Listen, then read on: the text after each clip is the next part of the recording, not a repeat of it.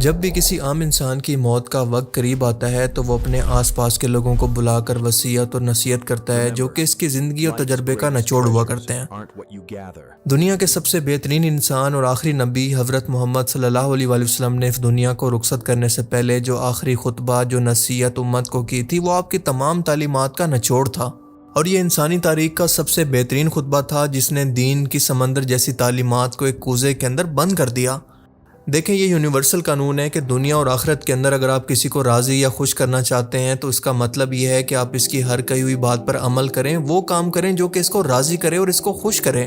آج سے 1400 سال پہلے نبی کریم صلی اللہ علیہ وآلہ وسلم نے امت کو جو نصیحت کی تھی، آج ایک بار پھر غور سے سنیں اور خود سے سوال کریں کہ کیا کسی ایک کو بھی آج یہ امت فالو کر رہی ہے؟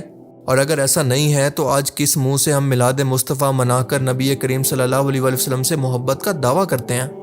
آپ سب لوگ یہ بات مانیں گے کہ اس محفل میلاد کے اندر وہ لوگ بھی موجود ہوتے ہیں جو کہ ظالم ہیں، پورا سال نماز اور قرآن کی طرف رخ نہیں کرتے، مظلوموں کا حق کھاتے ہیں، سود خور ہیں، نسل پرست ہیں، بہنوں بیٹیوں کا حق کھاتے ہیں، جھوٹ بولتے ہیں، دھوکہ دیتے ہیں، لیکن جیسے میلاد نبی کی بات آتی ہے تو ان سے بڑا عاشق رسول کوئی نہیں ہوتا۔ یہ لوگ اللہ اور اس کے رسول کو نہیں بلکہ خود کو دھوکہ دے رہے ہیں۔ ایک بار اسی نبی سے بھی پوچھ لو کہ انہوں نے اپنی پیدائش کو کیسے منایا۔ اپنی پیدائش کی خوشی کے اندر نبی کریم صلی اللہ علیہ وآلہ وسلم ہر سوموار کو منڈے کے دن روزہ رکھا کرتے تھے، اور آپ فرماتے تھے کہ اس دن میری پیدائش ہوئی تھی اور اسی دن مجھ پر وحی نازل ہوئی تھی۔ یعنی آپ صلی اللہ علیہ وآلہ وسلم نے اپنی ولادت کا شکر ادا کرنے کا طریقہ اپنی عبادات کو بنایا، نہ کہ رسم و رواج یا پھر جلوسوں کو۔ تو سوال یہ ہے کہ کیا ہمیں بھی نبی کا طریقہ نہیں اپنانا چاہیے؟ سوچنے کی بات تو یہ ہے کہ کیا رسول اللہ صلی اللہ علیہ وآلہ وسلم کو بھی ہم سے یہی محبت چاہیے تھی کہ ہم ان کے نام پر نئی نئی رسومات کو، بدعات کو ایجاد کریں، یا پھر وہ یہ چاہتے تھے کہ ہم ان کی سنت کو زندہ کریں؟ اور آج اگر نبی کریم صلی اللہ علیہ وآلہ وسلم دنیا میں موجود ہوتے اور اپنی امت کو یہ سب کچھ کرتا دیکھتے تو کیا اس سے خوش ہوتے؟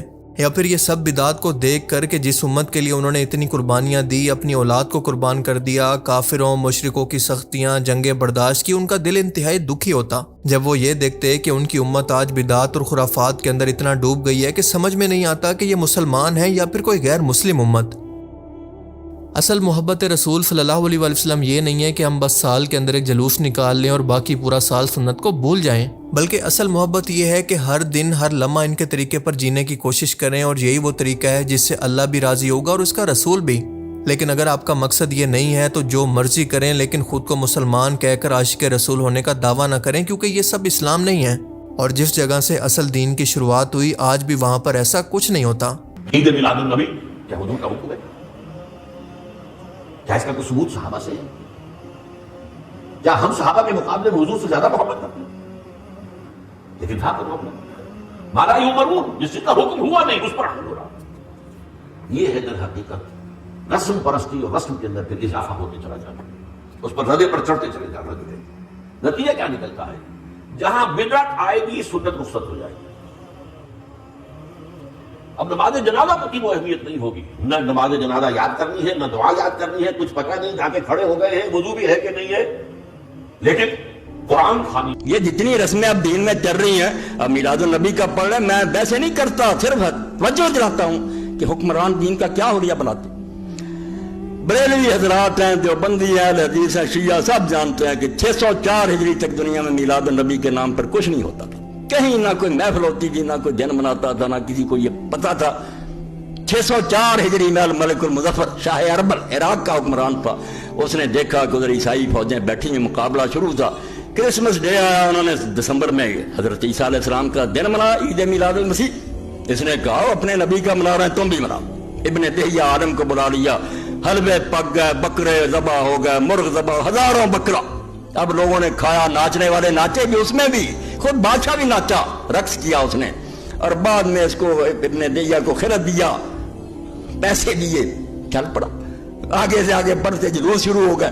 تو حکمران ہوتے ہیں لوگوں کو بیوقوف بنانے والے، کہ کچھ ایسی رسمیں کرتے رہو کہ خوش رہیں کہ یار ان سے زیادہ محب رسول کون، اصل دین کا نام نہ لے لیتا، حدود اللہ کو ختم کرو، نافذ نہ ہونے دو۔ سن 10 ہجری 632 عیسوی کے اندر رسول پاک صلی اللہ علیہ وآلہ وسلم نے اعلان فرمایا کہ وہ حج پر جا رہے ہیں۔ یہ آپ صلی اللہ علیہ وآلہ وسلم کی زندگی کا پہلا اور آخری حج تھا، اور اسی وجہ سے اس کو حجۃ الوداع بھی کہا جاتا ہے۔ تقریباً 1 لاکھ سے زیادہ مسلمان آپ کے ساتھ تھے، اور آپ نے میدان عرفات کے میدان کے اندر 9 ذی الحجہ کو اونٹ پر سوار ہو کر ایک جامع اور تاریخی خطبہ دیا، ویسے تو اسی حج کے دوران آپ نے مینا اور مزدلفہ کے اندر بھی کافی ہدایات دی، لیکن عرفات کا خطبہ سب سے اہم اور مکمل سمجھا جاتا ہے۔ اس خطبہ کے شروعات کے اندر آپ نے سب سے پہلے اللہ کی حمد و ثنا بیان کی اور اس کے بعد فرمایا، جس کا مفہوم ہے کہ اے لوگو میری بات غور سے سنو، شاید اس سال کے بعد میں اس جگہ پر تم سے کبھی ملاقات نہ کر سکوں، یعنی یہ ہماری آخری اجتماعی ملاقات ہے۔ اور پھر فرمایا کہ جس طرح سے یہ دن یعنی یوم عرفہ، یہ مہینہ ذوالحجہ اور یہ شہر مکہ مکرمہ حرمت والے یعنی پاک ہیں، اسی طرح سے تمہاری جانیں، تمہارے مال اور تمہاری عزتیں ایک دوسرے پر حرام ہیں۔ مطلب کسی کا ناحق خون مت بہانا، اس کا مال مت لوٹنا، اس کی عزت پامال کرنا تمہارے لیے حرام ہے۔ میں تم لوگوں کے لیے جاہلیت کی تمام رسموں کو ختم کر رہا ہوں، تمہارے لیے سود کا نظام ختم کر رہا ہوں، اور سب سے پہلے سود جسے میں ختم کر رہا ہوں وہ میرے چچا عباس بن عبد المطلب کا ہے۔ اس لائن کا مطلب یہ تھا کہ آپ لوگ اچھی طرح سے جانتے ہیں کہ عرب کے معاشرے کے اندر سود یعنی ربا کس قدر عام تھا، اور لوگ قرض دیتے اور اصل رقم کے ساتھ کئی گنا زیادہ وصول بھی کرتے۔ یہ غریبوں پر ظلم اور دولت مندوں کا استحصال تھا، لہٰذا قرآن نے سود کو حرام قرار دیا اور اسے اللہ کے خلاف جنگ کہا۔ اور جو سود پہلے سے لوگوں نے قرض کے بدلے ادا کرنا تھا، آپ صلی اللہ علیہ وآلہ وسلم نے سب کو اس دن ختم فرما دیا، اور سب سے پہلے اپنے قریبی خاندان کے سود کو ختم کیا، یعنی اپنے چچا حضرت عباس رضی اللہ تعالیٰ عنہ کے ذمے یا پھر ان کے نام کا جو بھی سود تھا اس کو معاف کر دیا۔ اور اس کے بعد فرمایا کہ جاہلیت کے سارے خون کے دعوے آج سے ختم ہیں، کوئی بھی شخص کسی کو قتل کے بدلے دشمنی کے طور پر قتل نہیں کرے گا، اور سب سے پہلا خون جسے میں ختم کرنا چاہتا ہوں وہ ربیعہ بن حارث کے بیٹے کا ہے۔ رسول اللہ صلی اللہ علیہ وآلہ وسلم کے اس اعلان نے قبائل پرستی کو ختم کر کے امت کو جوڑ دیا، کیونکہ اسلام سے پہلے عربوں کے اندر یہ رواج تھا کہ اگر کسی قبیلے کا کوئی فرد قتل ہو جائے تو پورے کے پورے دو قبیلے قتل کا بدلہ لینے کے لیے آپس میں لڑ جاتے، اور اس طرح سے مسلمانوں کا اتحاد ٹوٹ جاتا، کیونکہ یہ انتقام نسل در نسل قبیلوں کے اندر چلتا رہتا اور قتل و غارت کبھی ختم ہی نہ ہو پاتی۔ اللہ کے رسول نے فرمایا کہ آج سے یہ جاہلی رواج بالکل ختم ہے، اور اس کی وجہ یہ ہے کہ اسلام کے اندر قصاص اور دید کا نظام موجود ہے، یعنی قاتل سے براہ راست بدلہ یا پھر خون بہا لینا، لیکن قبیلے خود سے کوئی بھی بدلہ نہیں لے سکتے۔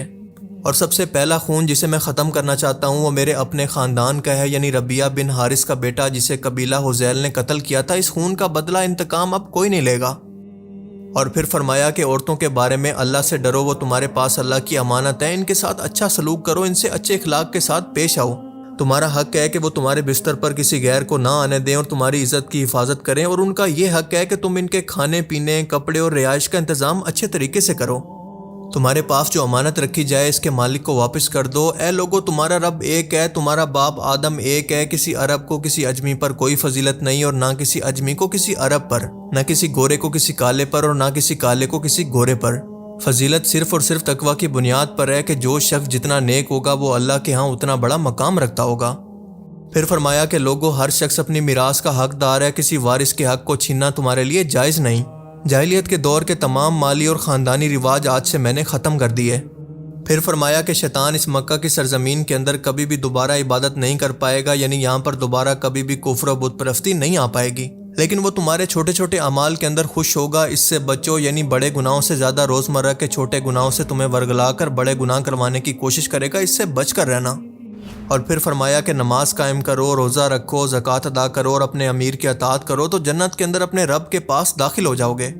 اور اس کے بعد فرمایا کہ میں تمہارے پاس ایک چیز چھوڑے جا رہا ہوں، اگر تم اس کو مضبوطی سے تھامے رکھو گے تو کبھی بھی گمراہ نہیں ہوگے، اللہ کی کتاب یعنی قرآن اور میری سنت۔ اور ایک اور حدیث میں آتا ہے کہ میرے اہل بیت بھی۔